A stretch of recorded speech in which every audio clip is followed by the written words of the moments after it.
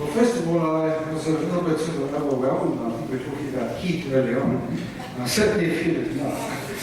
But it is my pleasure this evening to perform a couple of tasks.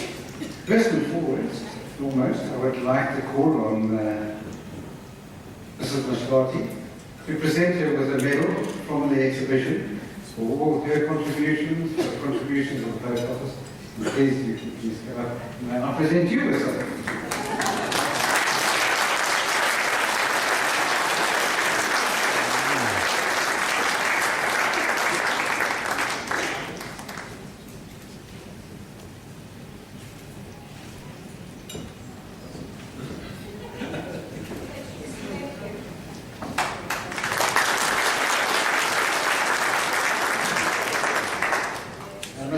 And likewise, we'd like to also honor you for your contribution as well. Thank you so much.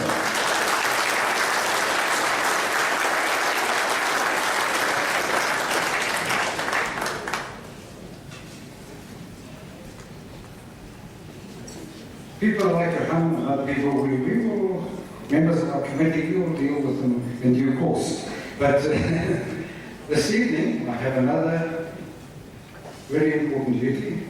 I'd like to call on Michael Sethi to please accept from us, on behalf of Queen Elizabeth II of Great Britain, also a medal for the privilege of having a portion of their collection here in South Africa.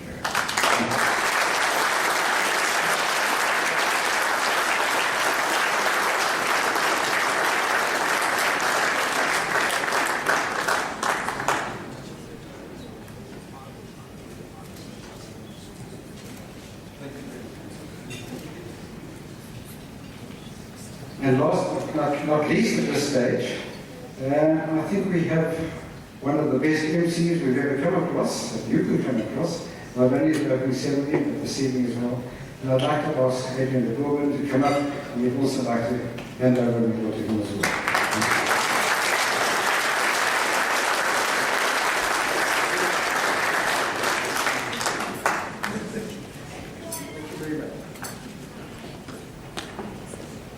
Thank you. I'm very flattered. Nice time with you all. Thank you. All right, we now turn to the formal part of the evening, the Palmaris part. We start this with the presentation of the report of the jury, and it gives me great pleasure to call upon Andrew Chung from Hong Kong, who was Secretary of the Jury, to come and present the jury report.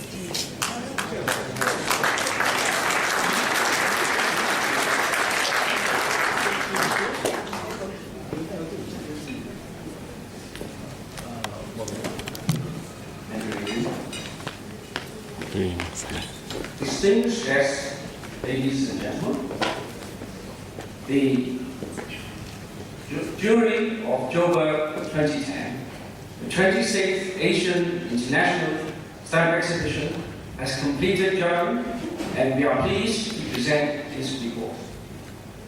The jury judged a total of 313 exhibits.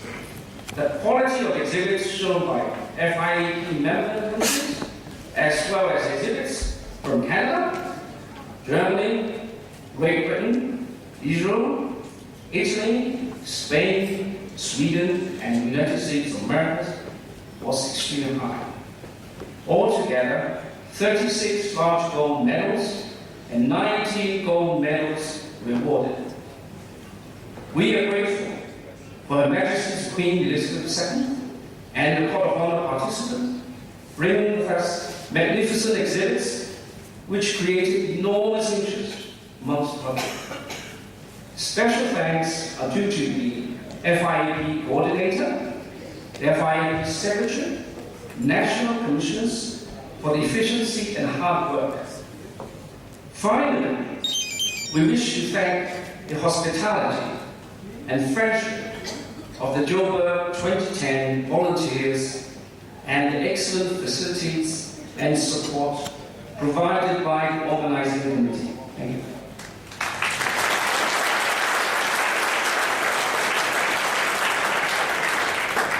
Thank you very much, Andrew. We pass then to the presentation of the Gold and Large Gold Awards. Because of time constraints, we are only going to present to those winners who are present here this evening. The others will receive their awards through the appropriate national commissioners. I'd like to call upon the newly elected president of the International Federation of Philatelists, Mr. Tay Peng Yang, to come forward, and he will present the awards.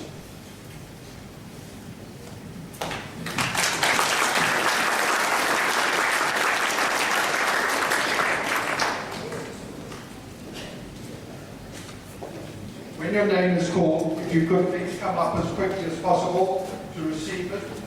We'll start with the gold from Israel, led Glassman. Could you video? Where? You just hold. Where?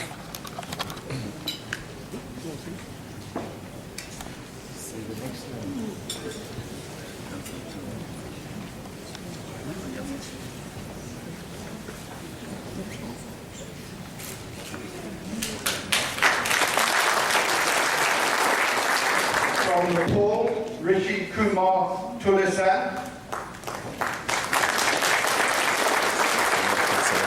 Thank you very much. I hope okay. Thank you very much.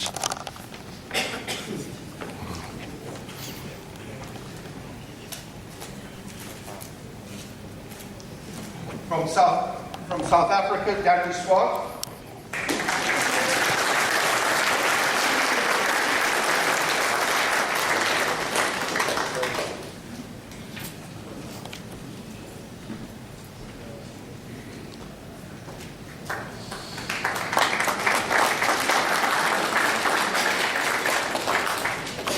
From the United Arab Emirates, Mohammed Sayed.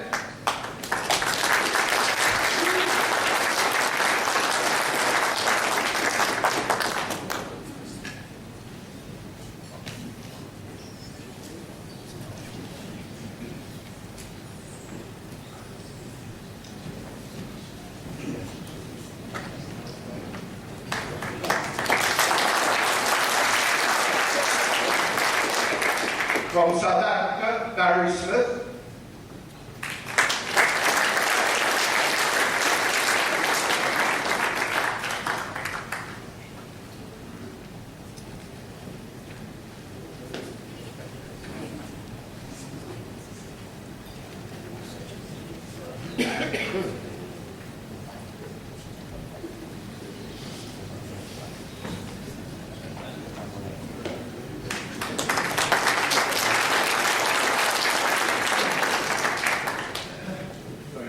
Small step in the front and a fairly big one on the side, so expect your choice.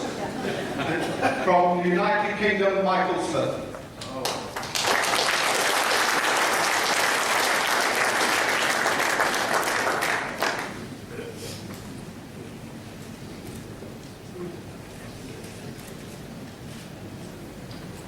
And turning to those who were awarded a large gold, Arthur Gray from Australia.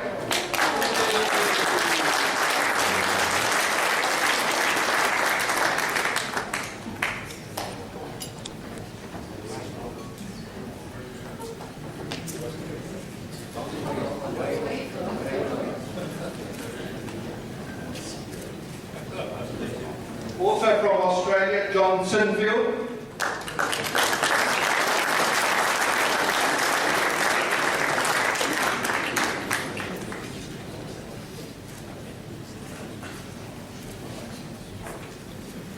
From South Africa, Emil Berman.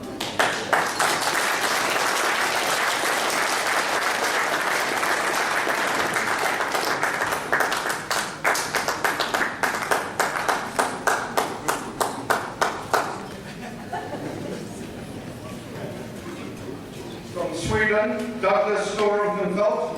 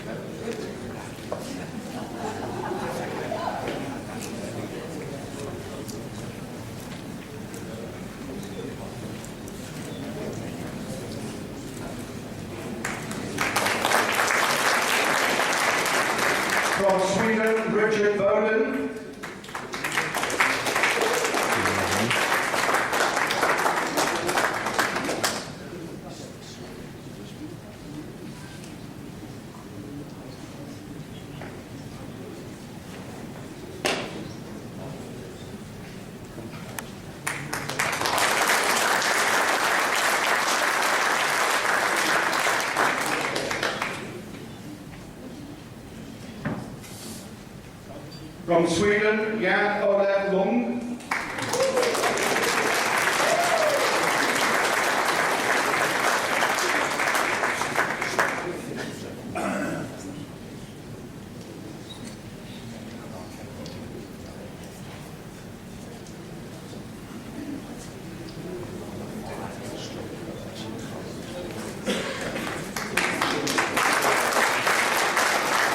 Finally, from the United States, Keith Klugman.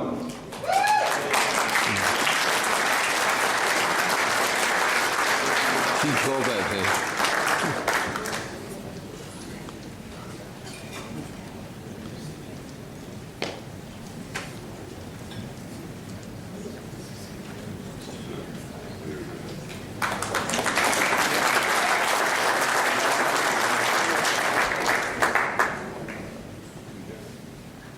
Thank you very much, Mr. Day. You realise, of course, with one more Swede, we could have reformed ABBA. Keith, well done, hey. You deserve it, hey. You really deserve it. Outstanding. Pass next, then, to the Grand Prix Awards. The first Grand Prix, presentation of these awards will be made by the President of FIAC, Mr. Glassman. If you come forward, please.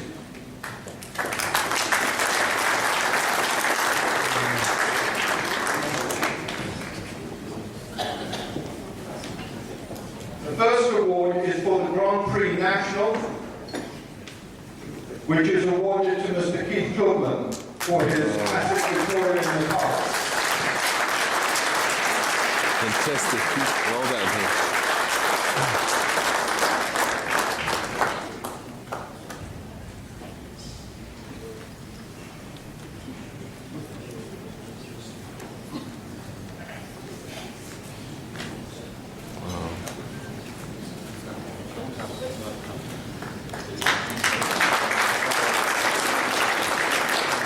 The next award, or the next two awards, there are more than one candidate. And if I understood the system correctly, the jury has voted in secret ballot for the winner of each of these awards, the Grand Prix International and the Grand Prix d'Honneur. And what we're going to do, we will deal first of all with the Grand Prix International. The secretary of the jury and the chairman of the jury will come forward, if you would please, to the table to my right, and they will, in front of all of you, count the votes and announce the winners. The nominees are, beginning to sound like Oscars, and if you've had enough wine, I'm looking like Charlize Theron by now. We have Mr. Richard Berlin for his Swedish military and volunteers in war campaign. Mr. Arthur Wu of the United Kingdom for Argentina, the issues of Buenos Aires, Córdoba and Corrientes. And thirdly, Mr. Nunta Wat Ika Yukati of Thailand for his King Rama VIII and World War II. So the votes will now be counted. I don't know how many of you remember that famous line from not the 10 o'clock news of David Frost all those years ago, where he said it had been announced from Moscow that the Kremlin had been broken into and next year's election results stolen. I am assured that the votes are going to be counted, but it does remind me of something I read the other day. And what it said was this: there are three types of people in the world. Those who can count and those who can't. All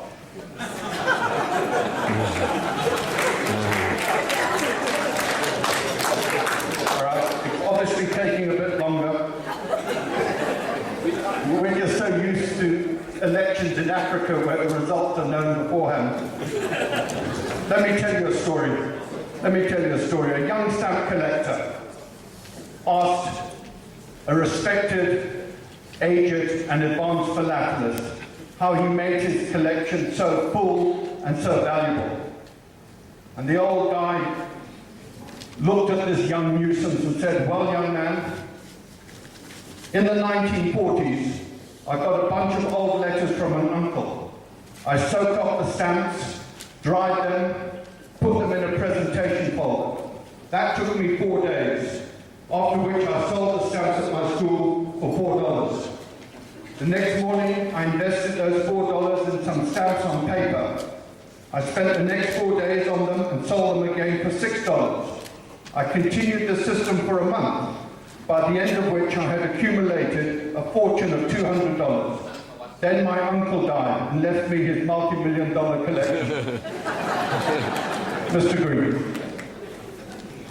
Thank you, Adrian. The winner is the exhibit from Thailand, King Rama the 7th and King Rama the 8th.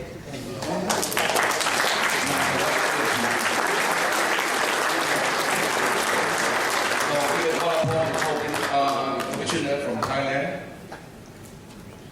Yes, Commissioner from Thailand, would you please come up here?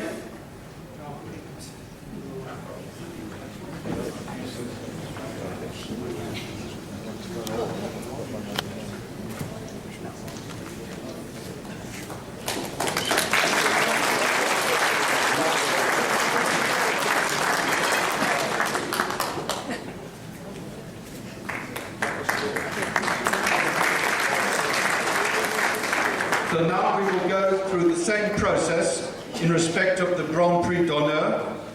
The 3 philatelists being considered for this award are Mr. Jan Berg from Sweden for Samoa 1836 to 1895, Mr. Kim Yu-chi of South Korea for his Great Joseon and Dian Empire 1884 to 1909, and Mr. Mario Key from the Philippines on King Alphonse XIII's baby issues. So once again, while those are being counted, I actually found a joke that reminded me of Andrew Fisher, so please let me tell you this.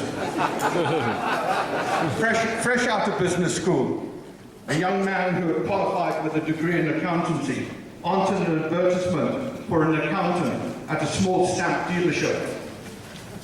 During the interview, the owner of the stamp shop said to him, "I need someone with an accounting degree, but mainly I'm looking for someone to do my worrying for me." "Excuse me," said this newly qualified accountant. "Yes," the dealer said. "I'm worried about a lot of things like mailing packets, putting up items for auction, replying to customers, and especially finding the stock that I need. But I don't want to have to worry about money. Your job will be to take all the money worries off my back." "I see," said the enthusiastic young accountant, and as they all do, they then asked, "And how much does the job pay?" And the dealer said, "I'll start you at 80,000. 80,000, exclaimed the accountant. "How can a stamp business afford a sum like that?" The stamp dealer said, "That is your first worry." Again, Mr. Green.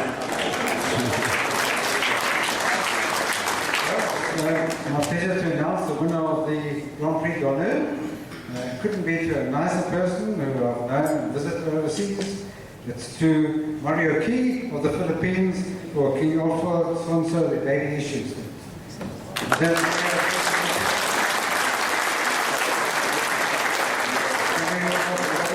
please come to accept the award on his behalf.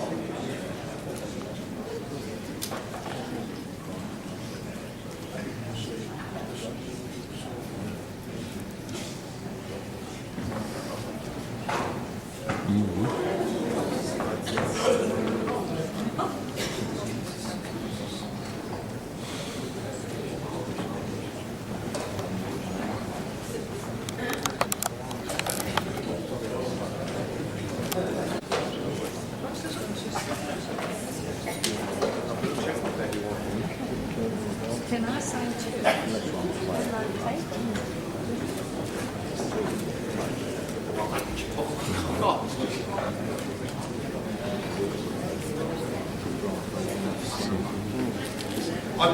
Our next item is the signing of the Roll of Honour of the Gold Distinguished Philatelist of South Africa by the latest person awarded that, and I call on the chairman of the award subcommittee of the Philatelic Federation of South Africa, who once again happens to be to read the citation, and then would ask that we use the sign.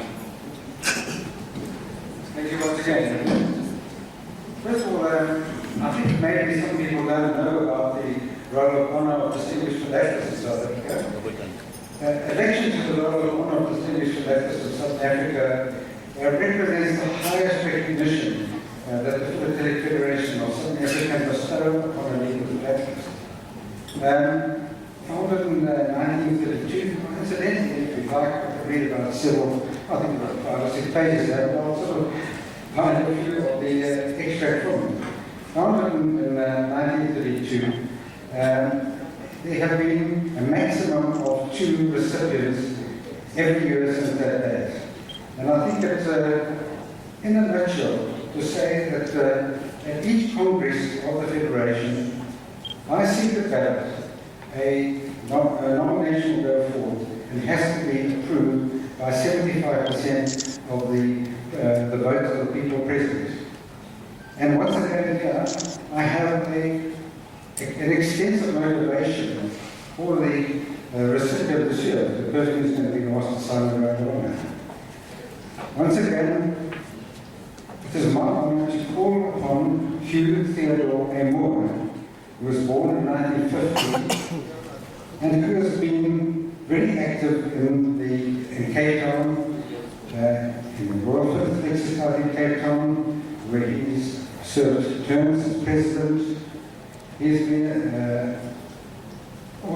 he's taken many other positions in the Royal Philatelic Society in the Cape. He has organized successful stand shows.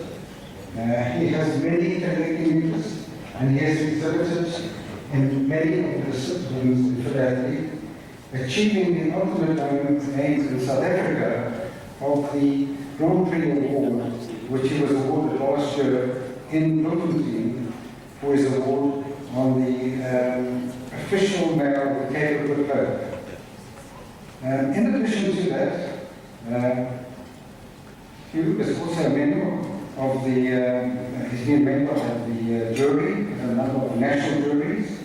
He's a member of the Royal Philatelic Society of London, and he was made a fellow there in 2003.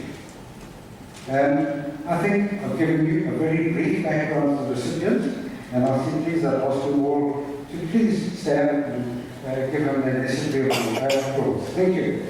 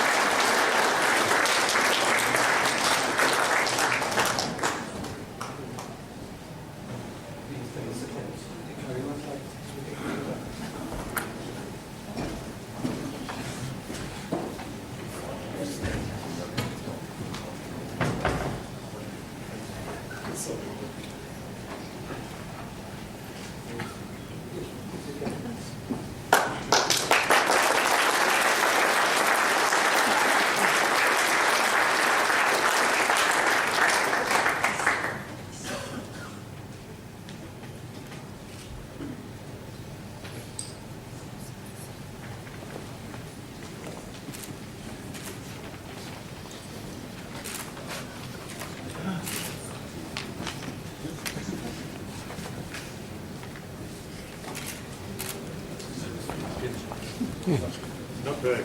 Don't want to sign. You need my one.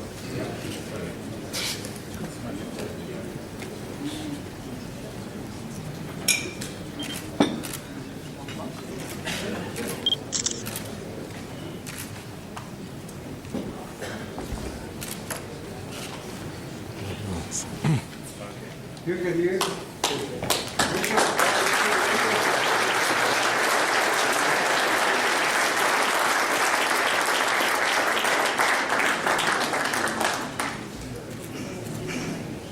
Many congratulations. A worthy recipient. Well done. Congratulations. Ladies and gentlemen, that completes the formal awards part of the evening. But can I just add my own congratulations to all those who participated and just say to you, whether you won gold, silver, bronze or medal, well done. because every exhibit contributed in its own way to the exhibition that has just taken place. So to each and every one of the exhibitors, well done.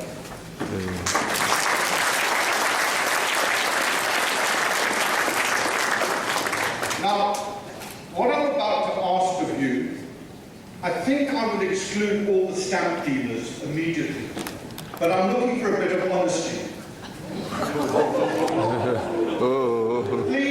Please put up your hands. Those who have spent even a little part of this evening in making plans for how you're going to steal the animal that is on your table. Yes, well done. These animals, as you can see, are done most beautifully in beadwork. And from each table, there is to be a lucky person who will take home the animal. And what I have been told is that the South African Post Office will guarantee delivery of the animal to you tomorrow. Or Monday, or Tuesday,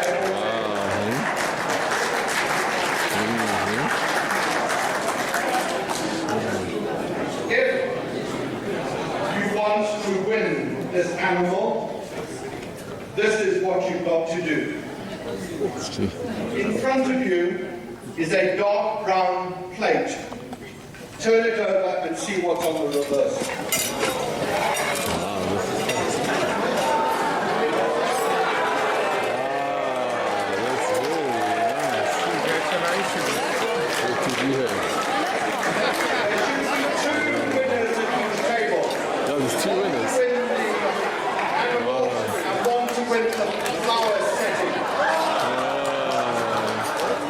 What is your one, Brian? Floral arrangements.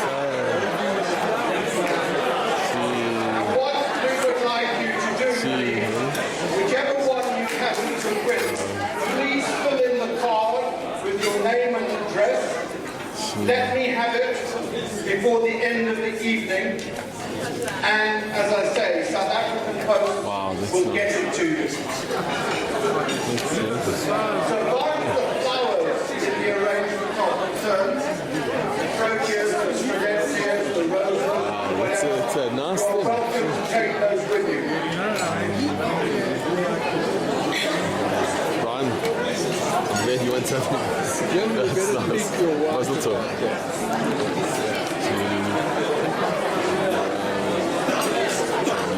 Ladies and gentlemen, the staff will now serve dessert, and if you would wish to have coffee, please order it at the same time from your waiter.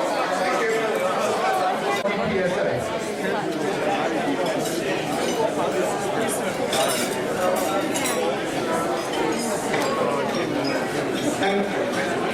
And any RDPs?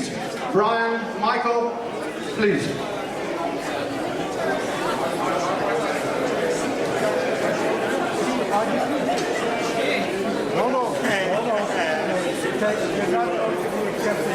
Actual table number on it.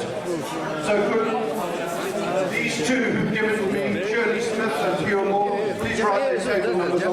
Do you know Yigal in the Tunnel? Yigal in the Tunnel. Yeah, I know. He does a cherry blossom. Yeah, Cherry Blossom is his first and Give it to him. He's in charge.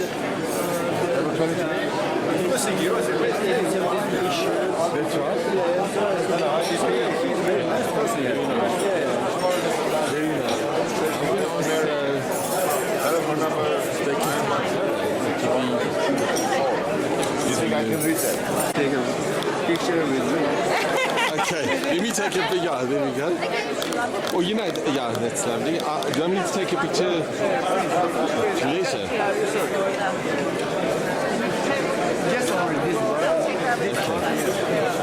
Wonderful, that's lovely. Oh, that's wonderful. Ready?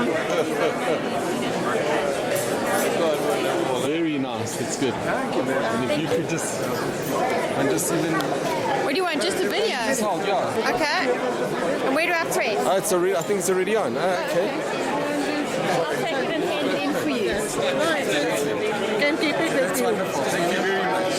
Excuse me. Sorry. Thank you. It's wonderful. Yeah, thank you very much. Thank you. I appreciate it. I'll Yeah, give him your regards.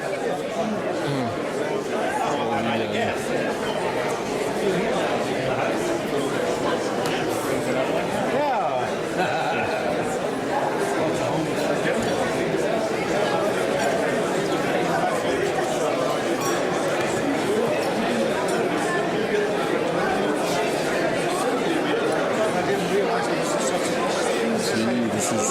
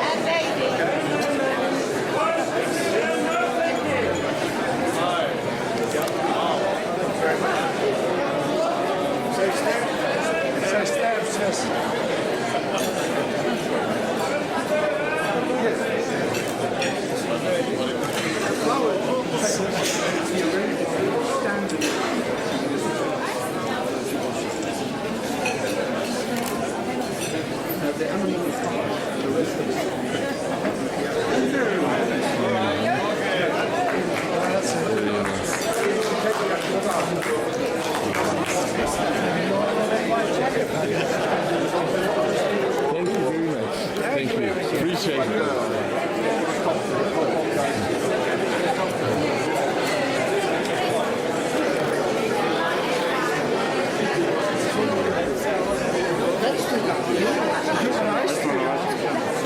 And the flower stand. The stand itself has to be disassembled. So please do not take them away tonight. What you can take tonight, if you wish, whether you won anything or not, are the actual flowers. Please leave the stand and the animals. The post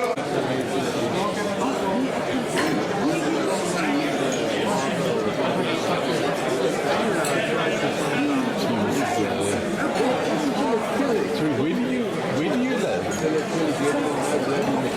Where do you live? Oh, so it's not so far to Kerry. It's lovely. So, I think this is the nicest. Thank you. Thanks a lot. I think this is the nicest of all the animals. It's lovely. Ah, okay. Very nice. Congrats, wow. It's lovely. Wow. This is wonderful. Very nice. You have a twin 12 with a Israeli philatelic. That's wonderful. Moira, I just want to thank you so much. The articles that you put in the philatelist have been absolutely incredible.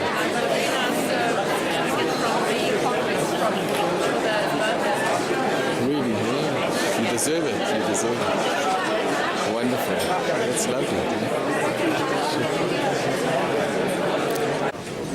If I could ask Mr. Cage to join me again on the stage. Mr. Cage. Ladies and gentlemen.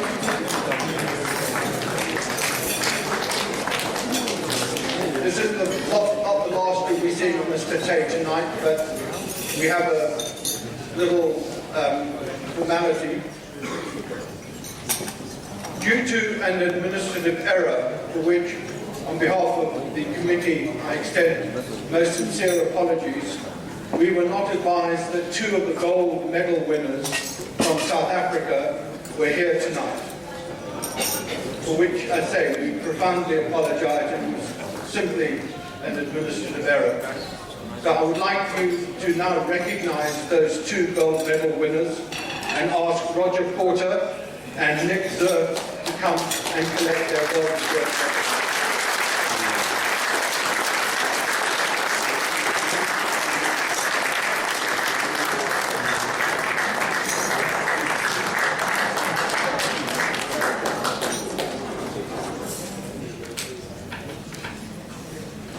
It's fine.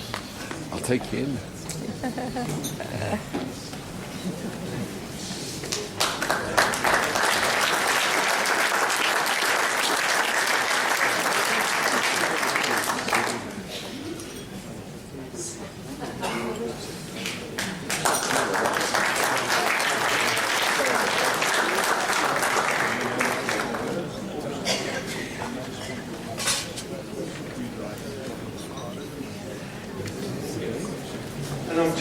we did in fact have our fourth member of ABBA present, that Jan Berg from Sweden, who won a large gold. Again, our apologies.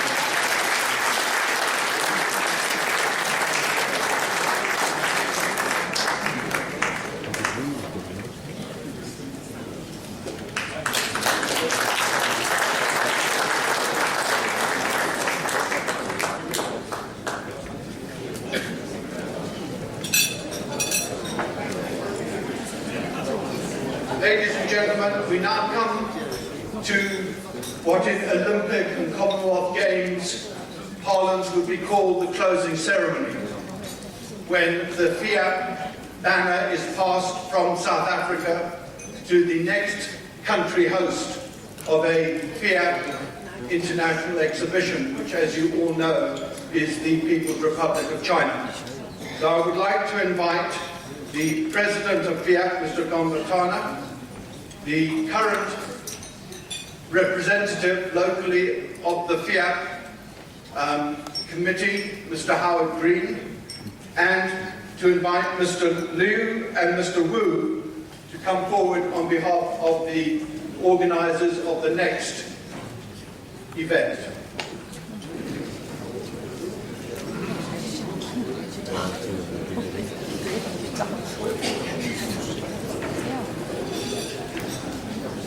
The symbolic handing over of the flag is both an indication of the continuity of Fiat and the fact that the excellence of this exhibition will be carried over into the next exhibition in China.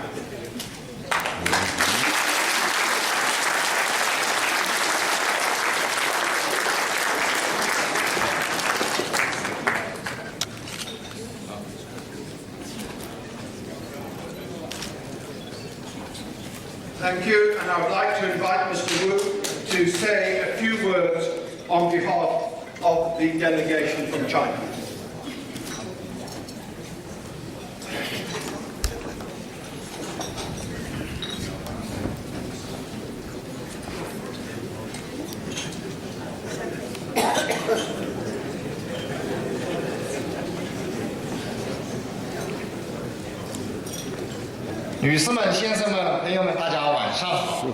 Good evening, ladies and gentlemen, dear friends. 今晚我和我的同事，在美丽的约翰内斯堡，这个代表中国无锡市人民政府承接第27届亚洲友展会期，我们感到十分的荣幸，也十分的高兴，也十分的感谢。Today, I'm very pleased and honored to accept the Fiat flag on behalf of Wuxi Municipal People's Government, together with my colleagues. 无锡经济发达，人杰地灵，风光秀美，有小上海之美誉。 The city of Wuxi enjoys a very developed economy, beautiful scenery, and also a galaxy of talented people. It has been known as Little Shanghai for a long time. 我们有理由相信，聪明能干的无锡人，在大家的关心支持下，一定能把明年第20届友展办得像以往每一届那样成功、精彩而圆满。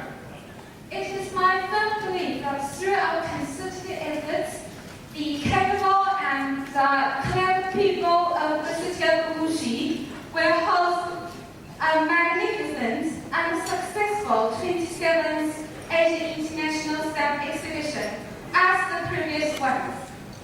无锡是个好地方，热情好客的无锡人民恭贺大家到无锡访问，参加明年的友展。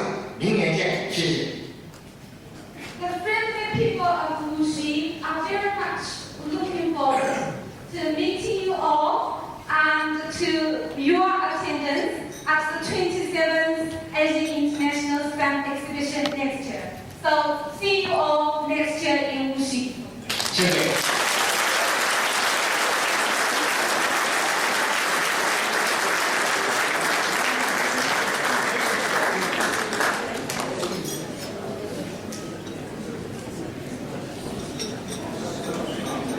Ladies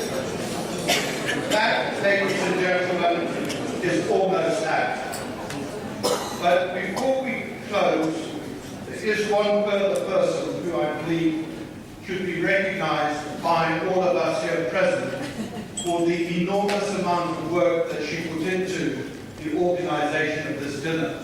And I'd ask Karen Minard to stand and receive our thanks for all the work she has done.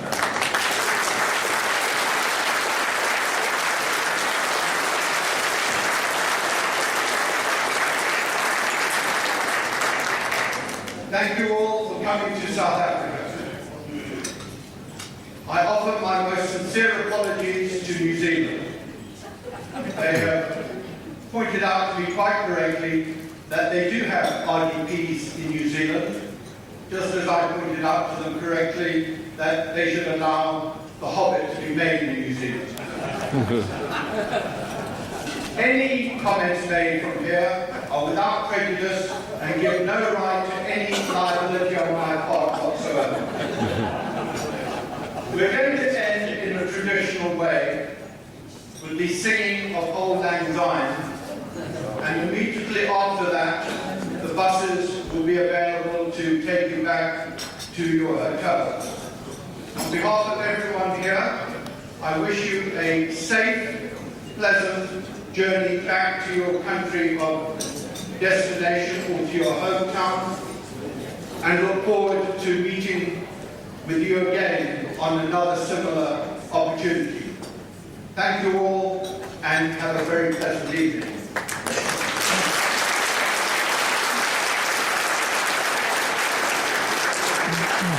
Now call upon Mr. Tay, the President of FIP, who I am told is an accomplished singer who will lead us in Old Lang Syne in the conclusion of this meeting.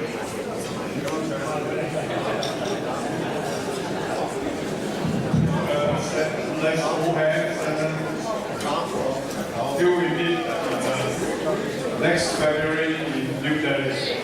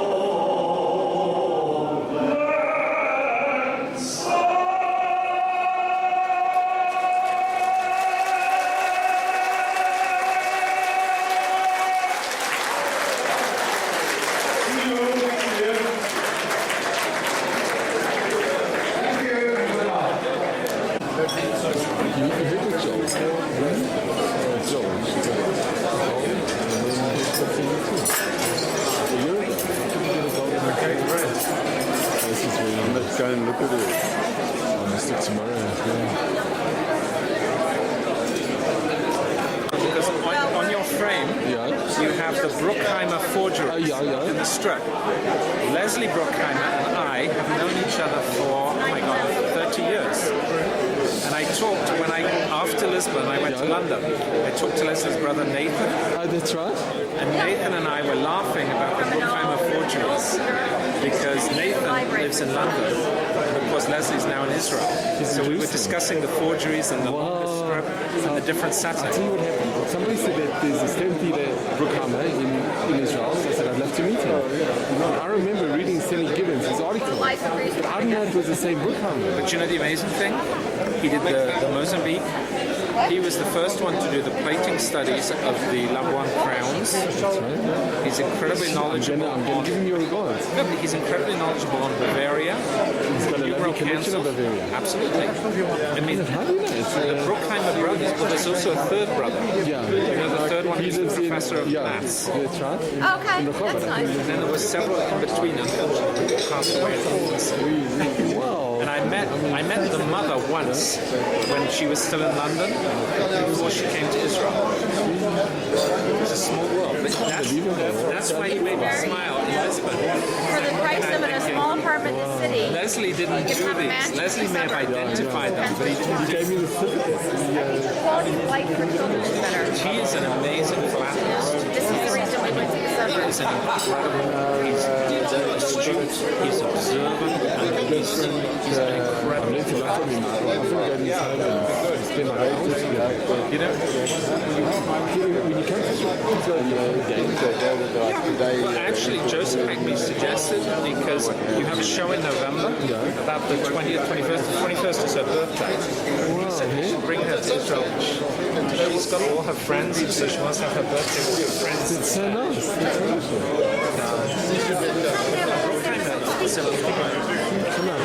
You should. He's incredibly knowledgeable and very generous with his knowledge. Nice. Helping. That's why he made me smile. I appreciate it.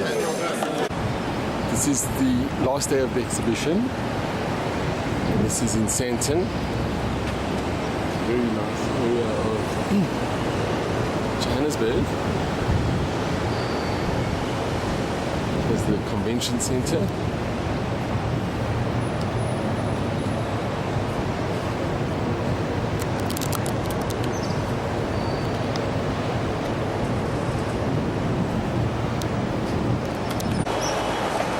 Opposite Mandela Square.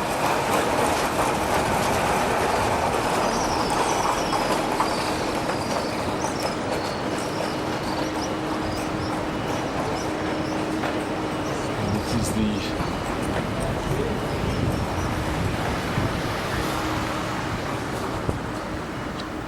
opening of the exhibition.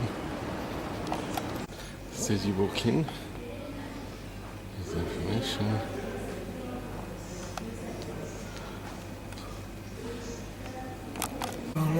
This was Keith Klugman. He's a professor from South Africa. But it's beautiful what he's done. The first frame is pre-stamp, and then this is just so rare. A whole frame of these adhesives which were used as etiquettes. It's unbelievable. And then again, it's just 2 frames of this. It's unbelievable. And then here's the proofs. Beautiful proofs of Natal. Beautiful. Wow. It's phenomenal. Here's a combination cover, a redirected cover. Sure. It's fantastic. But you're very right in what you say. Sure. It's a magnificent collection. He got a special prize, large gold with a special prize. Ooh, it's unbelievable.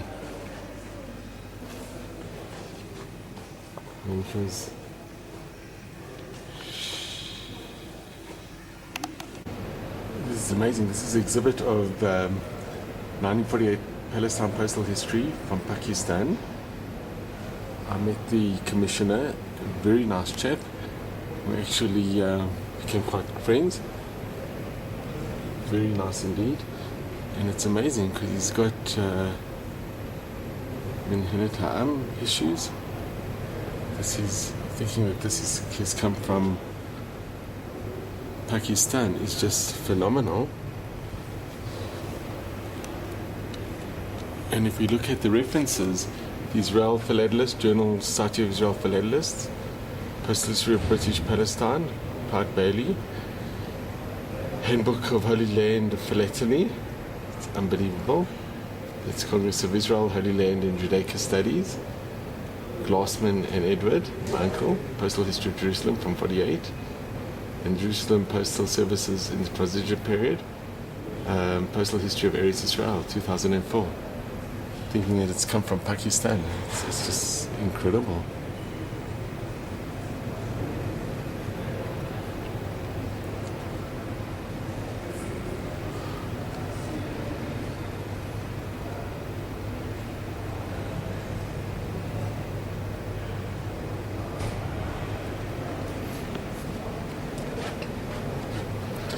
in a time period. It's just, I'm in awe actually.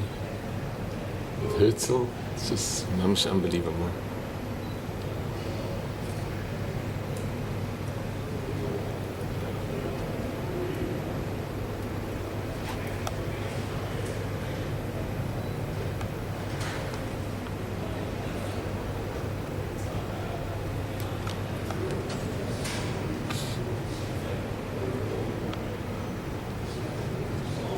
Mainly, most of the letters are definitely in Hebrew.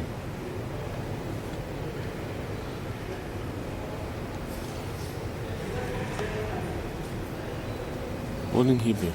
It's just unbelievable.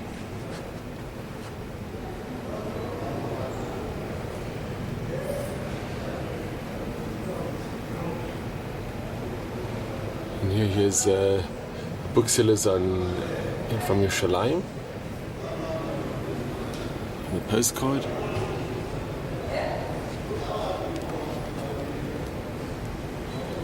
And here's even a Doivri. And here was with the French consulate. Absolutely phenomenal. I think he deserved more than a large silver. I think it's just something unbelievable. This is of Palestine Mandate.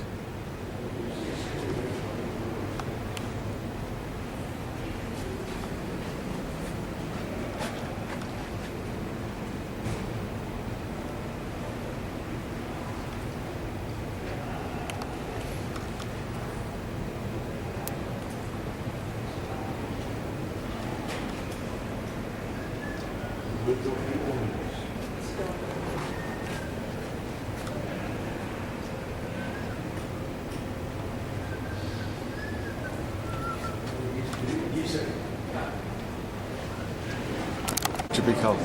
This is highly fireable. This is As long as he's happy that you're videoing his stuff. No, he's very happy. Yep. Okay. Can I tell you? Sure, with pleasure. Absolutely. Because I imagine you're the commissioner. Yeah. Yeah. Please, because you were videoing last night. It's Charles Bromser. Charles, thank you so much. From Australia. That's You're wonderful. from Very South African. Okay, Charles, could you just give your... Yeah. How does he improve on the collection? Or Okay. Because he has got a disinfection collection that he did quite well with. Mm-hmm. Yep. He's got gold for other collections. Yeah. Okay. If you look at this. Okay. If we go to presentation, you've got 4 for presentation, so there's nothing wrong with the presentation. There's 1 mark left. What he could do, and that's a hard bit in thematics, is to incorporate, say, matte. See how he does little lines? Yeah. If you go over to the large gold people, they live in the world of matting. That means they have coloured paper at the back, and it usually blends in well with the page. Yeah. Now, if you do this, it's a huge amount of work. And the question you've got to say is, do you want to do that amount of work? But you get extra page for presentation. But it's that one point that when you walk up to it, can make a difference. Everybody on the team says, yes, that's a wonderful presentation, and their mind already becomes positive. I'm with you, yeah. Even though it's only 1 point. Yeah, that makes a lot of sense. Then the hard bit is this page here. Okay. Unlike traditional or any other class, this is a key to thematics, your plan. Because it's going to tell us what you're going to show in the next 5 or 8 frames. And here, Quest of Cures is his title. So it's about how to get better. It's not about prevention. It's curing. Yeah? So if I've got a cold, how do we cure the cold? Not how do we stop colds? Okay, I'm with you. Do you feel the difference? Oh, I'm with you, yeah. If you had called it if you would have through the history, then it would have been different. That makes a lot of sense, yeah. It's a huge difference. Because we were looking for the quest of cures. Of cures. Now, a lot of these items are disinfected mail. Yeah. What's disinfected mail? I sent a letter to you in Israel. There was cholera here in Italy. We put little slits in it, and we either steamed it, even in vinegar, or we put it in vinegar. Yep. But that was not a cure. The cure is back here in Italy. We had the disease. What did we do in Italy? Yeah. Okay. So there's a lot of material here which is called disinfected marble. Yeah. Nice material. So he's an expert on disinfection, man. Is it really? Oh, I'm with you. Okay. That's very, very positive, yeah. Yeah. And that's the key to thematics. You must, and everywhere else. Imagine if you're doing traditionally Israel. Yeah. It's too big a topic. So you do Israel, the first 2 issues. Yeah. And then you go and show 1975 material. No, I'm with you as well. So that's one of the things. And then from memory,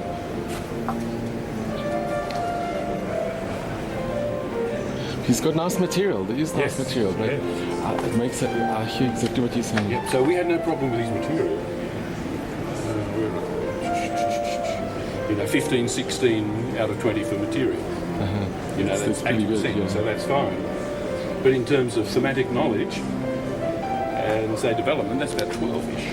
Okay. So that's where you can improve. Okay. Perfect. Yeah. I don't think he includes modern diseases either.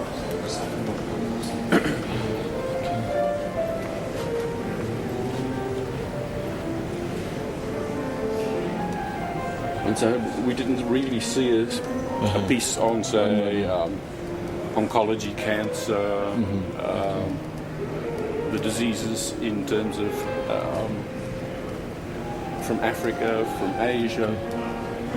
The development of the modern end of it. It does come to, the molecular. But again, that's preventative, isn't it? Yeah. When you're looking at genetics, you're not really curing something, you're preventing. It's true. Okay, that's very good. But the material, we've got no problem with. The material's wonderful. Okay, that's such positive criticism. It's going to help him tremendously. Good. Wonderful. Okay, and can I go on to the next one too? Yeah. Okay. This floral symbolism. Yep. This is by Dan Fisher. He's exhibited internationally in a few places. Yep. So, okay, it just would be nice to hear your comments on his exhibit. It's an 8-frame exhibit. Yeah, see? So we have this one, 5 marks for presentation. Okay. And again, you can see it's the matting that does it, and the lack of clutter. So if you stand back, you can see the pieces, and he uses space well. If there's too much space, we get we also say, where's the material? But you do need some space, whereas here, you can see that the writing and the material gets a bit cluttered. Yeah.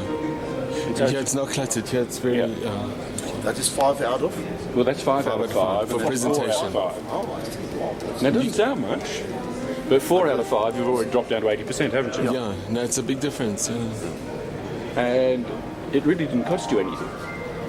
It's just if you want to buy more material, that's going to cost you. Yeah. Improving your presentation rarely costs you very much at all. It's 5 marks that you get for an impression that you give with your material. Yeah. So it's best to try to get those 5 marks because in mathematics there's a tendency for people never to give you full marks. You had that at school. Yeah. You do an essay, you do some maths. Rarely did you get 100%. People were happy to give you 90, 99, 98. Well, in terms of thematics, there are so many little criteria that if you lose one in every one, you're already below large goal. Okay. Again, what we really like is the title. Okay. I'll tell you, he actually changed the title. Yeah. Because to make it more, he changed the title. This is innovative. It's looking at flowers and the symbols that they make. If it was just called flowers, you'd get 3. Wow, okay. Simply by the titles. This is so interesting to hear. Okay. And then you've got to have the title matching the chapters. Yeah. So if you've got a book on floral symbolism, we don't need a lecture on this is a rose and it belongs to this family. And so he did develop it well.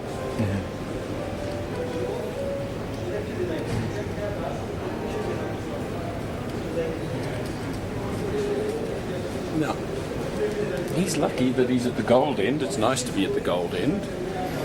But a problem in all of exhibiting is that if bronze is here and large gold is there, it is not a straight line graph.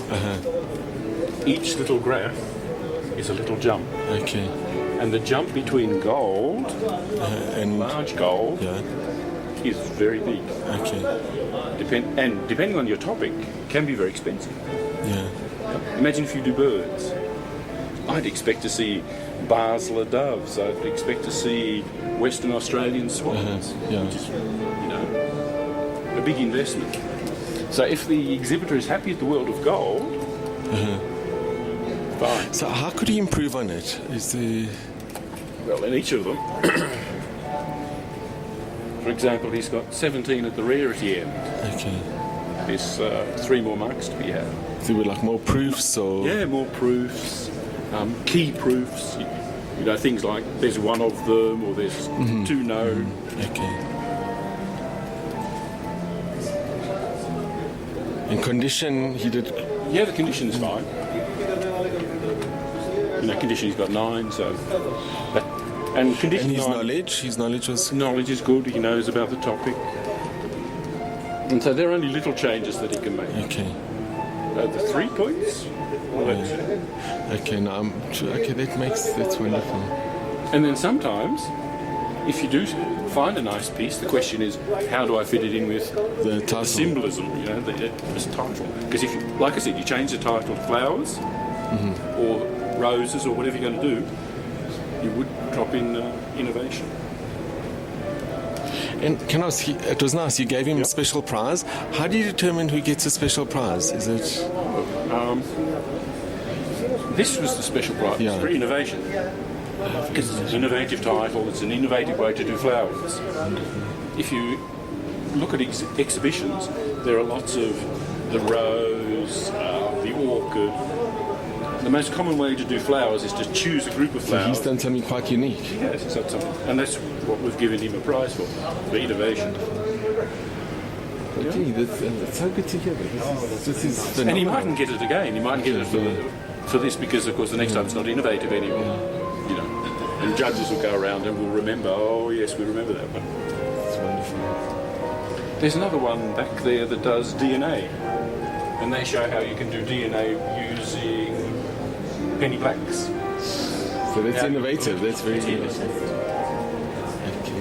Well, he's just showing me some nice penny blacks, isn't it? Okay, I'm very happy with that. Okay, and you photocopy the exhibit and then you photocopy it, and then you give it through and then you send it to the federation. They pass it to judges and they write on it and comment on it, and then they send it back to you. That's unbelievable. That's our one-up club. This is Barat 0506. So I think they put it in error philately. Yeah, it would be an error. 3's over here.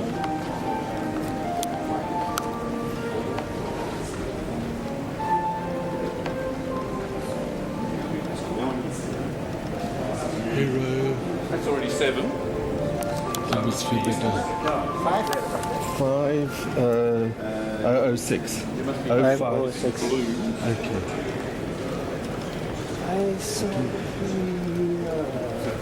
In this section? Here. Yep, the one with all the same. Oh, okay. I thought this is thematic. No, it is thematic. It was meant to be thematic. Yep. Oh, okay. So, but this time I mentioned immediately to, as we came, I mentioned it to, I mentioned to the secretary immediately and to Howard Green and Andrew Fisher as soon as I came. Okay, it's a pity. But we didn't want to transfer it. Okay, because the judges... Where you put it, one of the judges will say, I really think this is postal stationery. And they will go to the postal stationery team and they say, you go out and do it. Okay. And then whichever scores the highest mark is what you get. Okay. So if this was postal stationery and the team has a higher mark, then you wouldn't get the thematic mark, you get the postal stationery mark. Okay, I'm with you. Okay. All right. So if we're going to look at it in terms of, again, thematics, the first thing you look at is, when I see this, I see lots of black.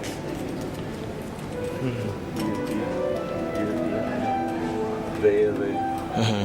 For me, the write-up is too much. Okay. And if you, especially in this, if you stand here, my eye only sees stamps. Oh, okay. This is an all stamp page. That's nearly an all stamp page.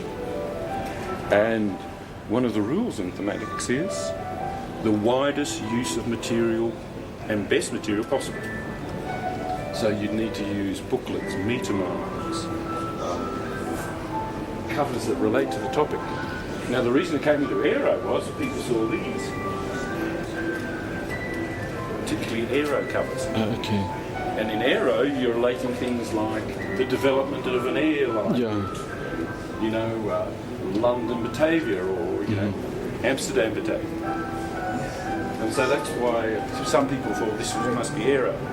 Because at the end, it's maybe flight colours. Oh, I see, okay. Another question you've got to ask is, why does he stop at 1914? I know you've got to stop somewhere, but the question is, why at, say, the First World War? Would it be better if he did it a shorter period or? Oh, the period. See, in thematics, the question is, what's the story? What are you trying to tell me? Oh, okay. Is this the development of air travel? We're looking at travel? Are we looking at the use of aeroplanes to do mail? Are we looking at the use of air in warfare? What's the story? At the moment, it looks like these are all the things that I've got with aeroplanes on them, or balloons on them, or gliders. There's not a... Imagine, another thing I tell people to do is take away all the stamps, because I imagine this is on a computer. Okay. So get your pages on a computer, print them out as if it was a book, so you just print them without the spaces, and you give it to, say, an 11 or 12-year-old, and you say, read this, please tell me about the book. And if the 12-year-old says, I don't understand the book, it's not an interesting book, then you already know that you won't be able to develop it well. Okay. Thematics starts with the story, and then you illustrate it with material. It's not simply the material that you have. Just 1 second. This is very important. Yeah. Is it possible? You can do it, yes. Some people have, say, grey matting for normal ones, and then really rare ones, red or gold. So over here, basically, you wouldn't put too many of the balloons. It's too much with two frames of balloon. Unless you change the title. Okay. And it becomes the development of aviation up to the balloon. Oh, sorry. Yeah? So if we stopped at the balloon, yes.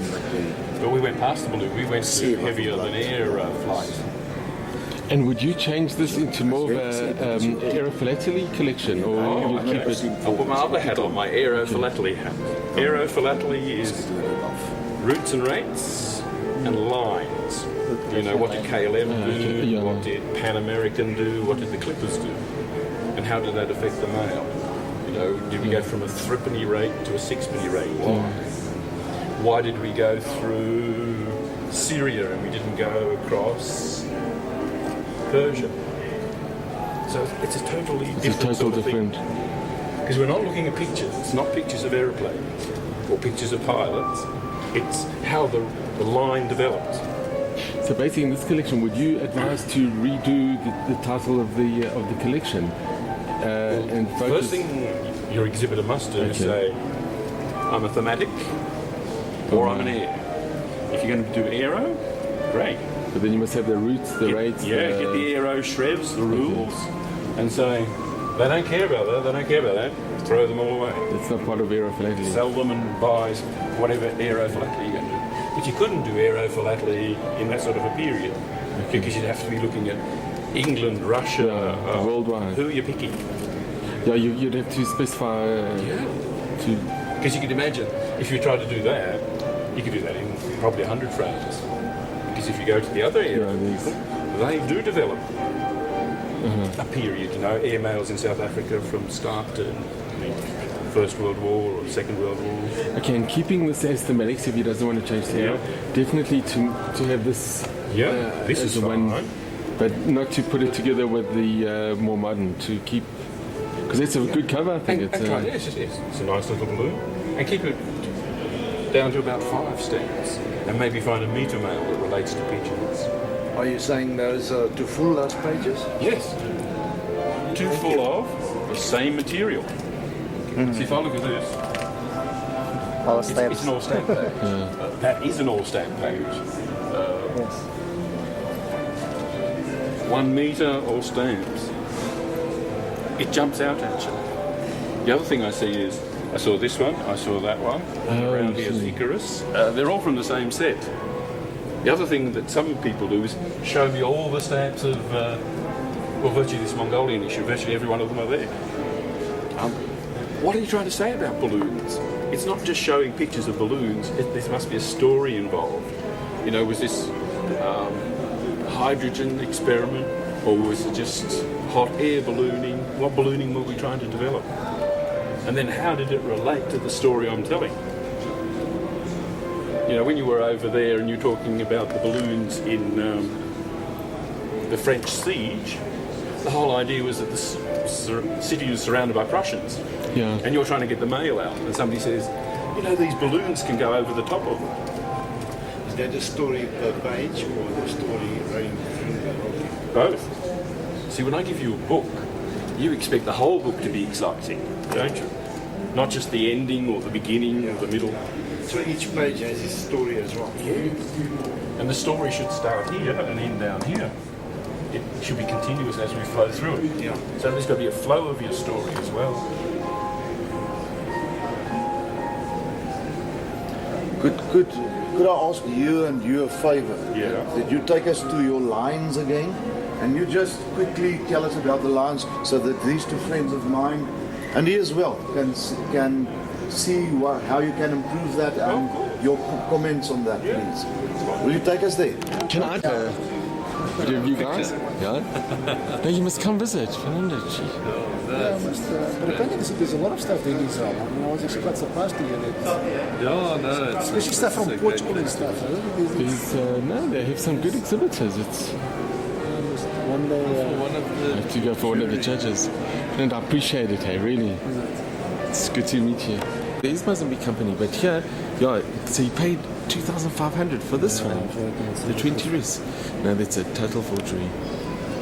It's a nice forgery, actually. It's a nice one, yeah. It's in good condition too. So I was saying for 20 rand or something, but it's nice. But, I mean, he's probably not going to believe me. You know, No, so for the guy, but let him go to my page. Oh, it's not a shame. You can actually go and read it.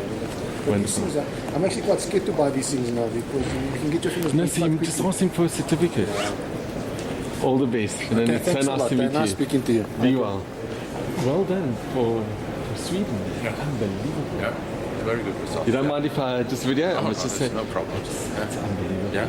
Really, the quality is. Yeah, I'm very happy to be commissioner. Such a good team. Fantastic. That's so viel leichter. The marks. Shall I talk and then you go? Pleasure.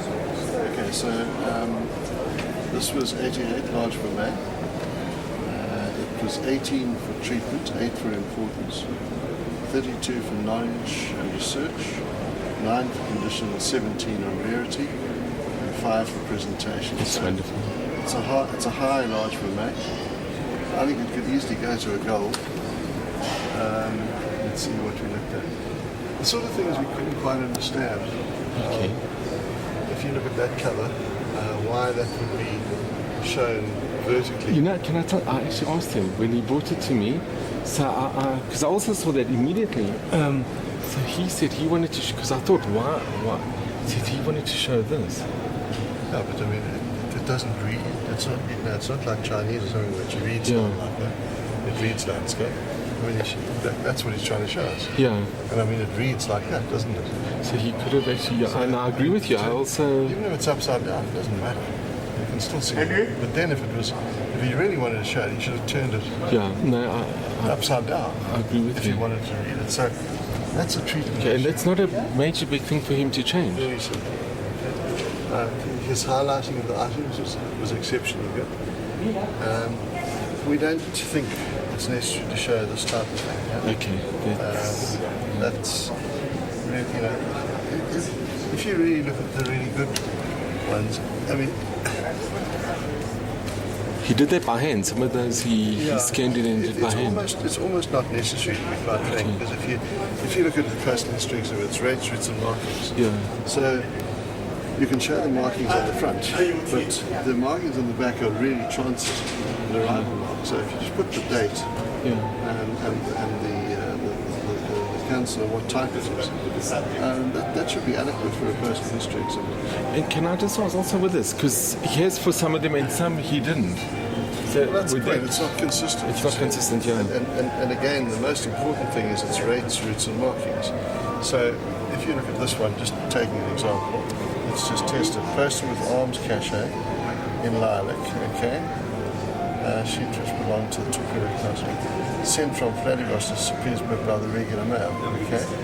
Now, where's the rate?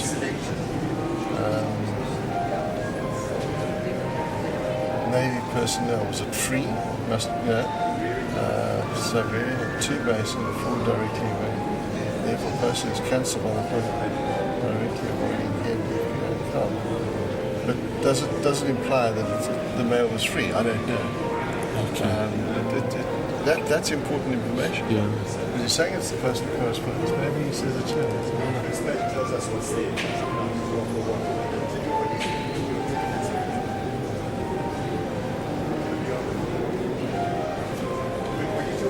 Said you received correspondence free of charge only in one period. Okay, so it's done it there.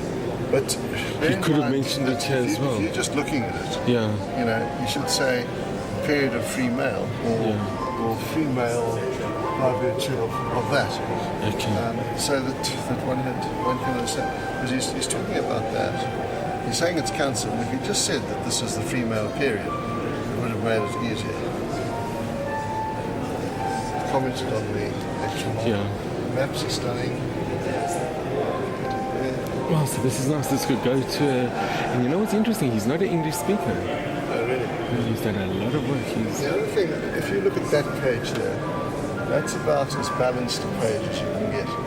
Now you go to this one here, and you've got a big white mark. It's all about, I mean, you've got 5 in presentation, but you can even make it look better. And I think if the first impression, when you look at something that's really powerful, psychologically the judge is going to give it a higher mark. It just has more impact. So these white marks here, there's a good example. That's a good, that's too much white there. Yeah. Okay?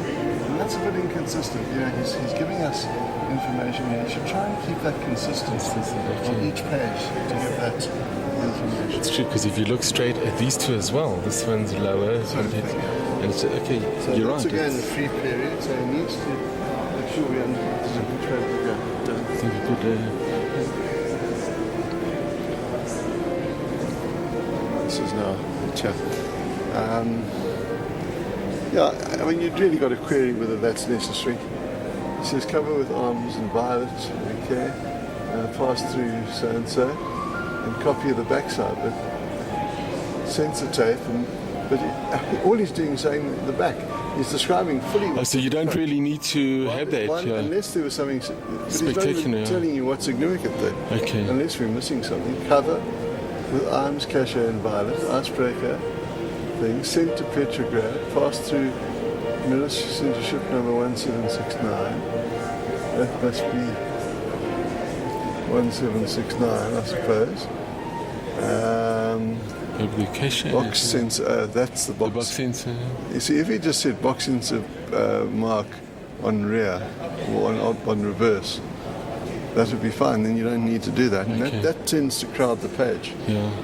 The other thing, he's used the same paper or colour copy here is done black and white, which impacts negatively. It's true, because if you look at... Do you want to go through something? This would reach up a day. Would also like to go to the royal reception. Do you still have a seat? Which one? Yeah, okay. So Richard Boudin. Thank you much. I can see, because over here he did it on the page, and you can see the difference. And it's a pity, because it's here exactly. But it's lovely. He can go to a goal. That's. I mean, it's very good. The other thing here, I mean, it's so good, and you really wonder whether, whether he couldn't. If he'd not folded this out, why has he folded up? Covering for cachet and value, mobilisation, dealt with the mobilisation, which was mobilised very quickly. If he'd folded that these wouldn't be as evident. And the rest is pristine, and this looks fantastic. So the condition it shows. I mean, if he kept that folded, that would have brilliant hidden that. That would have hidden that. Then just have a little bit of that. So you're actually exposing it with the black. Wow, because the material is in amazing condition, except for that one. You can see how these jump out. No, I agree. The other thing is, in saying the copy of the photo, it's got an error there. But is he telling us what it is? Corresponds to the person should be placed remote from the was delivered by the mayor of it's fine. Then he's saying, with the arms cachet in line, which is that, okay? Arms cachet in line. Now, does he mean that, or does he mean that? Sensor mark in line. Now, that must be the sensor mark. Yeah. Okay, so he's showing us that. He's talking about the sensor mark, but you've got to really check what he's referring to. The easiest would be to say reverse of cover, showing the sensor mark. Straight line sensor mark. And would it be, if this is like extremely rare sensor mark, would it have been better to have this and this, a copy of this? He's got to tell us what's the most important. He doesn't tell us on the page. Because this could be like an extremely rare sensor mark. But then he was elsewhere he had, I think, pulled out what was rare. You see, he started. Reggie, this is nice because this is, he once got in. See here, in the first tray, he pulls out things in colour. Unique but as he goes on, we can't find the colour. Oh, okay. In other words, where is he? It's not consistent. So we quickly look at this tray and say, well, he hasn't, just not pulling anything out, drawing our attention to anything. So that's not ordinary. Oh, okay. Stuff. So going back to this one, he could have highlighted it. Yeah. He's shown that he knows it pays to highlight, but he hasn't highlighted. See, that's brilliant advice. Wow, you know, he's very, when I spoke to him, he was very happy. But it's true, And this sort of thing, you know, again, you know, it's too much as well. If he photocopied onto his base sheet, why is he copying onto white paper? Yeah. It just reads, it jars. It's small points, but when you get this level, those small points, I mean, one more mark and he's into a... It's true, it's 2 marks. But 2 marks is not so much. It's 2 marks. Well, let's analyse it. 18 for treatment. Okay, I reckon there's a mark there for sure. His knowledge, he got 32, which is good. It's possible that he could go up higher there if he just makes it more clear. Yeah. He's got the knowledge, but he's not making it that clear. Okay. I can agree with you. If you look here, this is not badly done, but it's really the true. He's doing that, but he's not telling us how important it is. Okay. He's saying the free post, but then he highlights a ship. Why is that so important? Was it sunk, or did it not reach its thing, or you know, was it its only voyage, or you know, why highlight that when I'm sure there he's got the Empress Maria, and it's not highlighted. So it might even be that he did these at different times.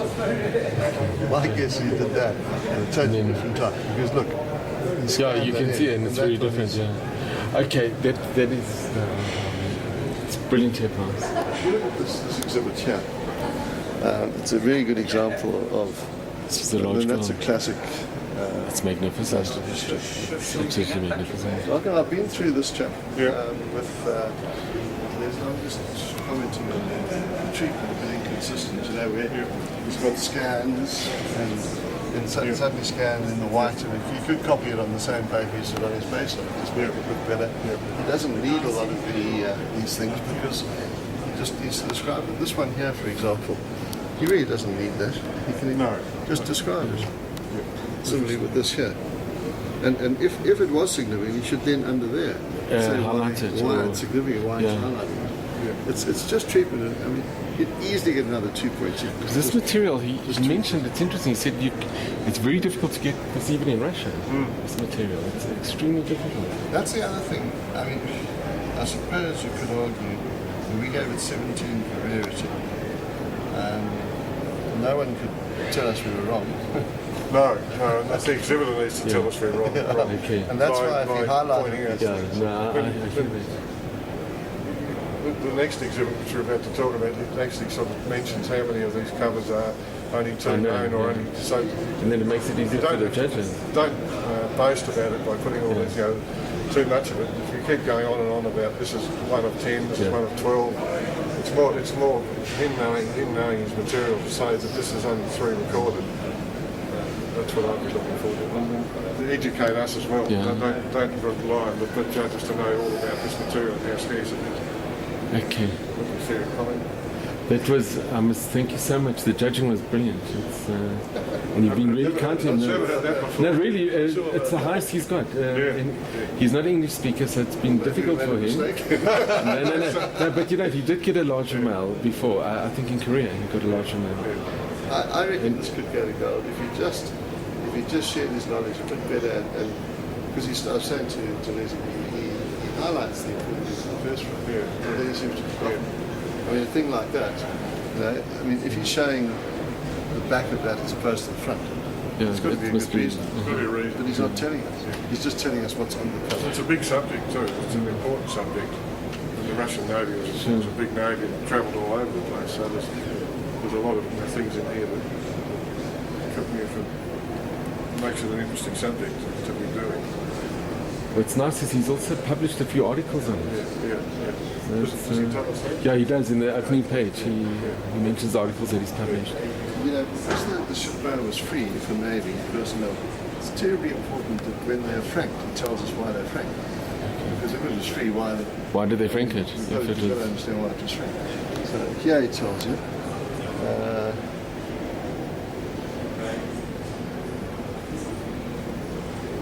You see, he's saying that he said, according to me, it's 100% free of charge. So then he should say erroneously franked, or I mean, that's fine because that's a card, so maybe nothing was available that way. Someone's put a stamp on it. To kind of explain it, okay, that's very good. It's such positive. Crossed out, but I don't see where it is crossed out. That's just difficult. Anyway, it's great. I really appreciate it. Thank you so much, really. This is an exhibit from New Zealand on the shore. Sorry. It's a very difficult exhibit, this. Wow. It actually comes from New Zealand. This exhibit comes from New Zealand, yeah. It's a very difficult topic. Yes, I see the Jewish.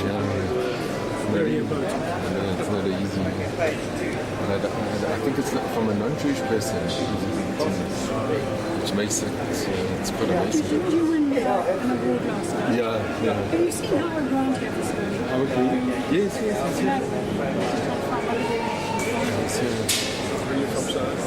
Originally, but living originally. Where do you in Joburg. We know Howard very well. Yeah, Howard's worked very hard. Wow.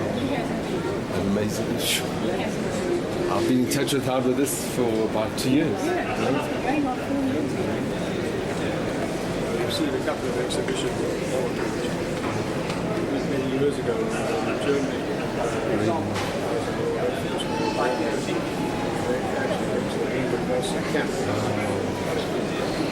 Not easy.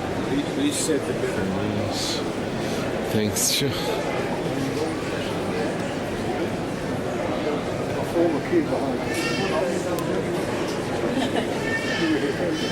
Yes, but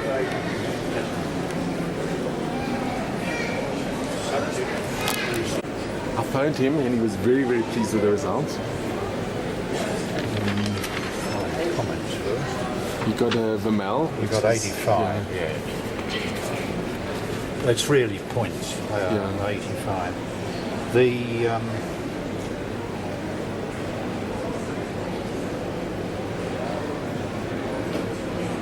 There are 16 covers in the frame, and there are 13 photocopies.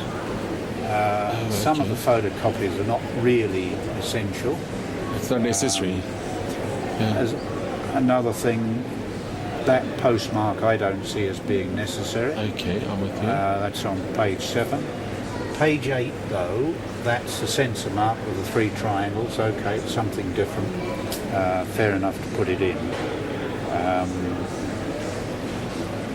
That page 4, 8, 10, the photocopy there didn't really add anything. Can I just ask you, with regard to this page, I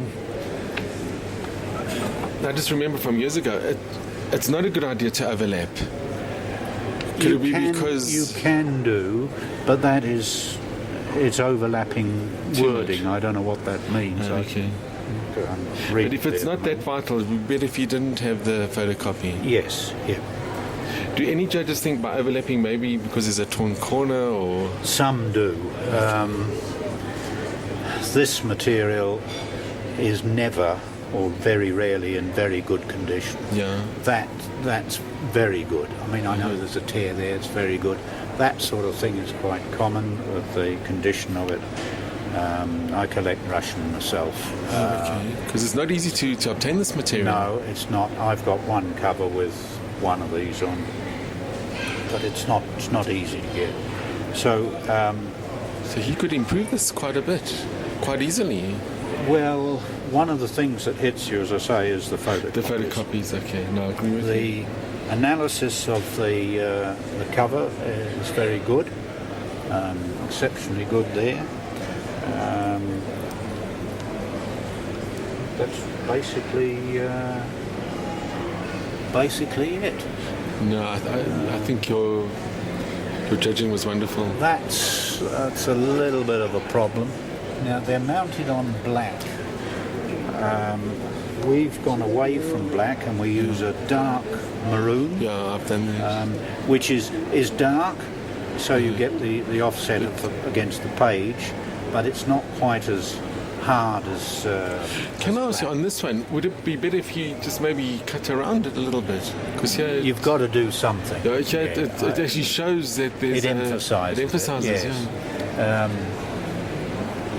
You've got to do something about it. Whether you do that, you've got a problem. If you do that, you emphasise it because of the shape. Okay. But and these he doesn't need to have, unless it's exceptional. Well, that registration mark. That's okay. You've got a receiving cancel. It depends really on the page. You can do that, which shows. That's the receiving cancel, that's Bryansk, and this is presumably Bryansk. It's difficult to read it here. Where's it from? Bryansk to Petrograd, yeah. So, not essential, but you can do it on the other page. I wouldn't say, oh, that's the 3 triangles again, that's the sensor transit mark from Kiev. Well, that's done in Kiev post office. Kiev, to Los Angeles. Some of these he did by hand. This is overseas mail. My reaction would be, if you want to include something, you don't need that, but that's okay to put that in. But not too many. But not too many. Okay. No, the number needs to be reduced. Okay, wonderful. I mean, where's this one? Where's this from? Pukovici.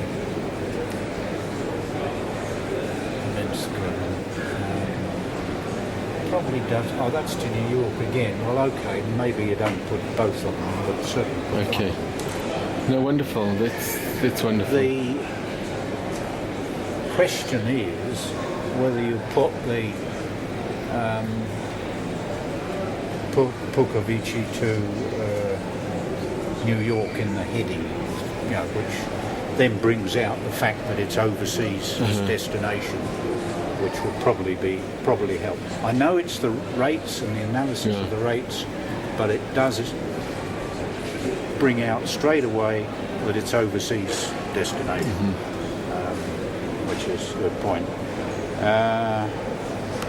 What would it be? For rarity?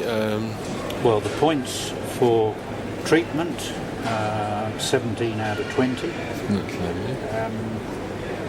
Importance, we only gave it 5 out of 10. because it's a very, very narrow subject. How important is it? We were fairly hard on importance overall. Okay. Knowledge, research, knowledge, study and research, 33 out of 35. It's outstanding. Condition, 9 out of 10.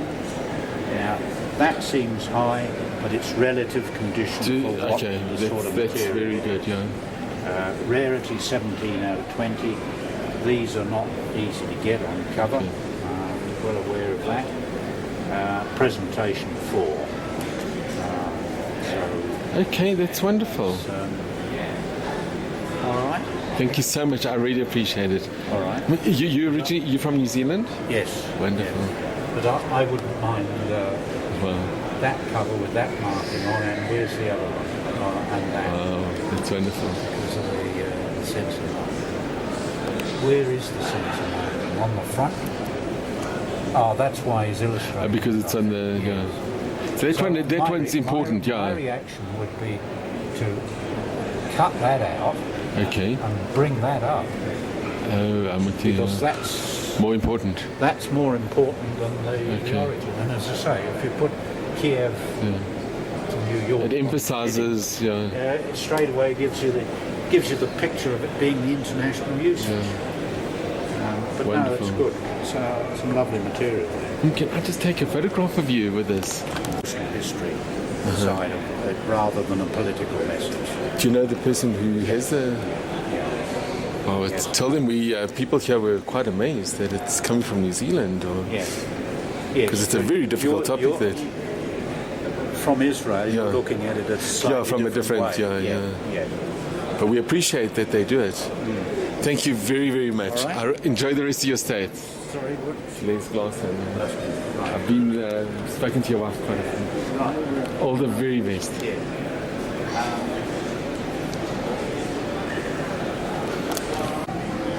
This is from dinosaurs.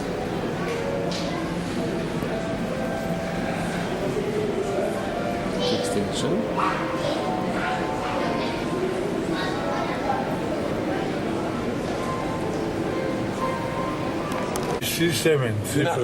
The truth is, they should have asked you to be on the jury. Tell me, for a youth, I know it's not, it's a difficult topic, but... No, I won't say the difficult topics, but the problem of this exhibit is there isn't all material. Yeah. Material with weight. Yeah, there is. This is the problem, all the stamps. Yeah. The countries. It's not special. This one is a nice one. She has a nice proof of it. What is the weight? What is the weight of this? Congo, Guinea, Cuba, modern covers. It's common. It's a difficult item to do because there isn't all material. Because one proof. One proof. One. It's not possible to put more. Okay. The problem of this exhibit is the develop in the future. It's very, very, very, very, very difficult. It's not more material. The only material is... This is not a bad one. This proof. This is dinosaurs, crocodiles, no dinosaurs. This is the problem of this exhibit. This is not...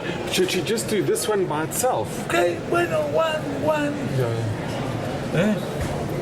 One piece. What is important of this, of this? No, I hear what you're saying, Yeah. This is my opinion. Okay. Probably to include one item of this. Oh, yes, I'm with you. Maybe. In the beginning. Maybe it's one of these. To give no more important than silver. Okay, I'm with you. Antonio, thank you very much. It's the problem. No, thank you very much. No, thank you, I appreciate it. No, you're right, thank you very much. Enjoy. Bye. Paul, it's good to see you. You don't mind if I... No, you can. Oh, just don't make us talky. It's wonderful. Paul, thanks a lot, hey. Frank, I want to congratulate your exhibit on the interim period in Palestine in 48. It's an amazing exhibit. Could you just take is it possible just to take a video? Yeah, go there. Can you give it to me? Oh, hello. You don't mind? If you don't mind. You just, even just to hold it. I think it's on. Yeah. Congratulations, really. Thank you very much. Thanks so much. I appreciate it. No, thank you very much. It's brilliant. I'm coming just. Oh, you're coming just now. That's absolutely amazing. It really is. This one got a Vermel, last time I said Dome of the Rock. It's interesting that it mentions Court Israelite. And it really deserves a Vermel, but anyway. This is the exhibit. It's from Pakistan.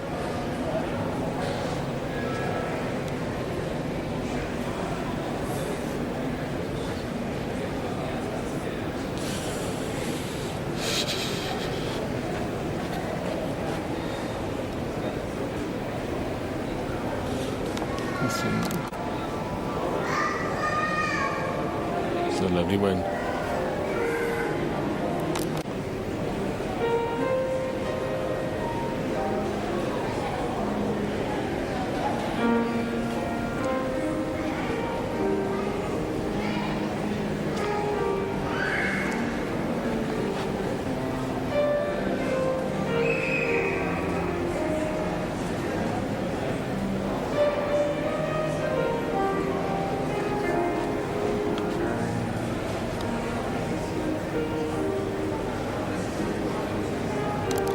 This is from Zimbabwe, DB9 Zimbabwe, Esther Martin. Hello guys, it's a nice car that, hey Chief?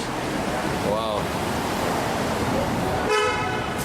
It's the Michelangelo Towers. There was the convention center. Yes, I see. It's just a record. You say something. Yeah. Thank you very much. Yeah. Okay, record now. Yeah. Yes, okay. Yeah, that's lovely. Thank you. This is at the Royal. This is a very nice room. Do you know how much does it cost to stay for the night? It's very nice.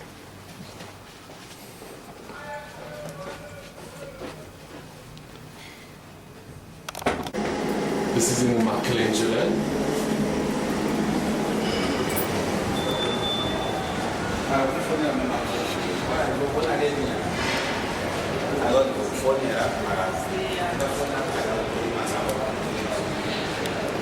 Stand here, we go. Guys, did you see the car from Zim? It's even nicer. Check, this is Aston Martin from Zim. Hi, Yvonne. Where were you now? Oh, yeah, it's the Royal Philatelic. It's good. I'm still in the middle there, in the middle of our lunch. This fish got kosher food. Kosher food, yeah. And I have to meet this lady. Yeah. Well, you know what she looks like? Oh, so can't you just come? Oh, you guys, have you ordered already? You finished? So can you come for like 2 minutes? I don't even know what she looks like. Do you know what she looks like? Stan, do you know? So can you hold on like 4 minutes? Okay. We won't be long. Okay. It's a Royal Philatelic.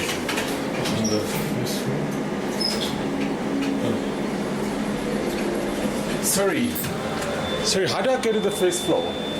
Is it 10? 1-0.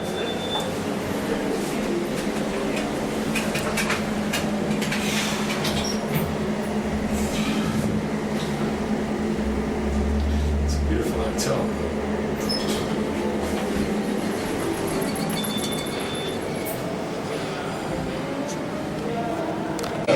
They organized a kosher meal. Thanks from Hong Kong. It's wonderful, thank you.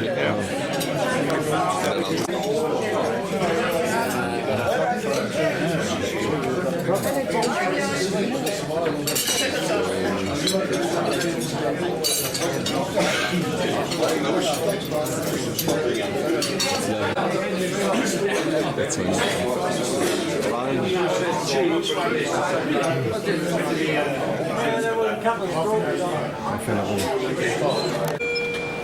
It's a beautiful, beautiful hotel. We go to ground level. It's magnificent. I wonder how much it is a room? Couple of grand. You're not. So we go down here. And then Rania become quite good at this. And there we go. It's a Lewis and David Seif. And this is Ramianda. Hi Ramianda, hi. And what I wanted to say was that we're talking about unusual coincidences. And I came here from England and I met my husband here. My husband happened to be South African, and we settled here and got married. And I was here a while. And then one day my parents came to visit, and they went down to Cape Town, and my father decided to go for a walk, and he was walking along the beach, and all of a sudden he hears somebody shouting, "Jack, Jack!" He doesn't know anybody in South Africa, so he didn't take any notice, carried on walking. And all of a sudden this guy comes running up, "Jack, Jack!" Anyway, my father didn't know him or anything, and he said to me, "Don't you remember me? I was in Stalag 14, Stalag 22, one of the German prisoner of war camps." What do you say? And he reminded my father that had it not been for him going out pinching food, and he collected all the Jewish guys together, and that way all the Jewish guys survived because they went out scrumping and stealing and everything. But this guy recognized my father 6,000 miles away, and he remembered him.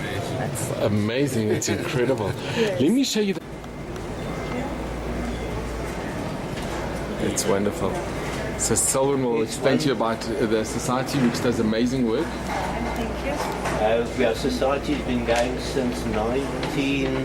Wait, when did... I think it's 1950. When did your dad... I think it was about 1950. Yeah. This is SIP, the Society of Israel Philately. SIP is Society of... Just explain like Doivri, what it actually means. Philately, right. The first... Are you the chairman? Well, I've been 3 times chairman. At the moment, we've got a chairman, his name is David Widers. David I W. met him,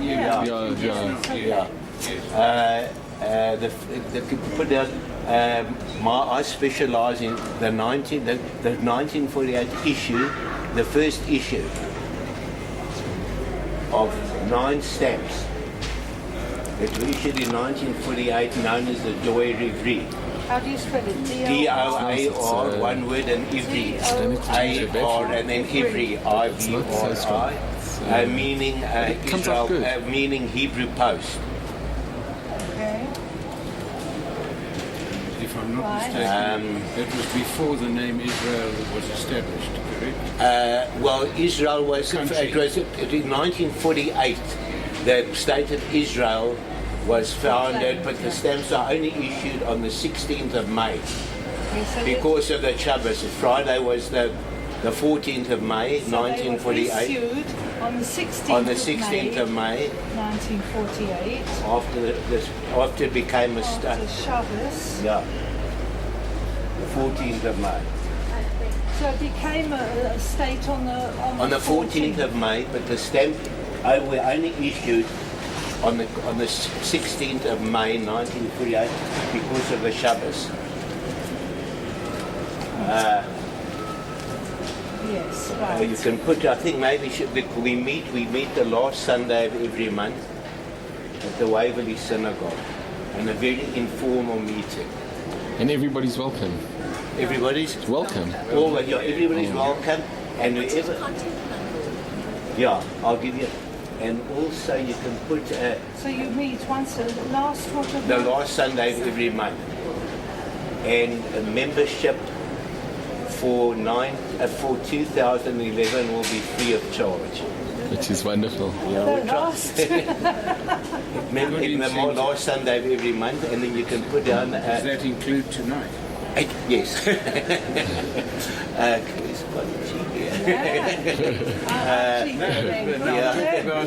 You can say also Tonight that is the last Sunday. Yeah. Oh wow. Yeah, no, but we had a meeting. Do you know Isaac Gesselson at all? Not really. Where's he from? He was, and he passed away about a year ago. Gesselson is from from Johannesburg. He was one of the biggest stamp collectors here. Oh, okay. The name's familiar. Yeah. He passed away a year ago. That's right. Yes, I do. That's He stayed in right. Canada for about That's right. My dad knew him pretty well. I remember. No, Yes, you that's don't know right. me, but I know you. Wow. I'm a driver from Glassman. Oh, really? Oh, okay. Sometimes too. Yeah, that's right. Are you a collector? Yeah, and only recently I've become more interested in Israel. Yeah. So I've got a little way to go to catch up to you. No. I've been collecting for 35 years. That's why I say I've got a little way to go. And international exhibition at the convention centre in Sandton. The one being Saul and Uriah and Brian Greaves. And Uriah and Brian's is on. Brian's is the 1950 first air mails. Just said Brian Greaves. Yeah. G-R-U-Z-D. That's well, you're too clever. You're not. The first air mails, the 1950 first air mails of Israel. Yeah. And he's going to be exhibiting in Jerusalem in 2 weeks' time. 1950, the first air mails of Israel. And he will be exhibiting his collection in 2 weeks' time in Jerusalem. Now, are you from the Jewish Report? Yeah. And then the other person is, who's also a member, is on Diamonds, on Frank Friedman. And yourself? Yeah, they've And done Liz, it. and what about Liz? No, we've done it. Ah. Then the other member is Frank Friedman, who has a wonderful collection on diamonds. Thematics collection on diamonds. A thematic. Yes, is writing that one. Oh, that's the one that line. It doesn't matter. Thematic. But Rita's What did you say? Thematic. Frank Friedman thematic on diamonds. That's where when you collect a theme. Thematic, yeah. Is Lionel still there? No, he's not there. We were looking for him. On Diamonds of the World. Is that Diamonds of the We'll World? speak to Lionel about Yes, that. That's I'll the one speak that to he's him. writing up. Right. And then Rita, can I say the last thing? There's an amazing exhibit Rita, that's right. on, you must see this, from Pakistan on the interim period with all Israeli stamps, and his research is all from Holy Land. I want to quickly show you that because that is amazing.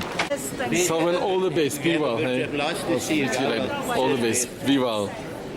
Bye-bye. Thank you. Bye, Brian. All the best.